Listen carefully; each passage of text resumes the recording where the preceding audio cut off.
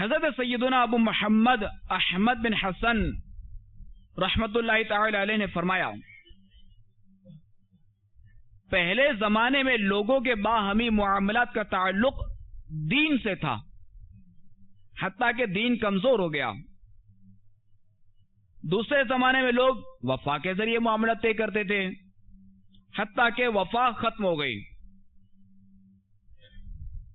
تیسرے زمانے میں لوگوں نے مروت کے ساتھ معاملات کیے، حتیٰ کہ مروت بھی ختم ہو گئی۔ اور اب لالچ و خوف کے سوا کچھ باقی نہیں۔ آپ دیکھیے کہ اس وقت فی زمانہ اگر دیکھا جائے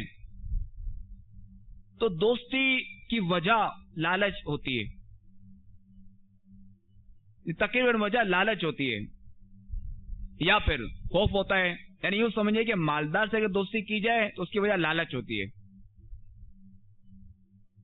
اور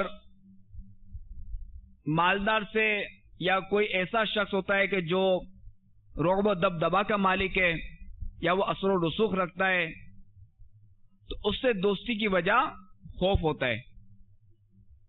کیا میں اسے دوستی رکھوں کہ ایسا نہ ہو کہ یہ میرا پتہ گول کر دے، ایسا نہ ہو کہ مجھے لٹکا دے،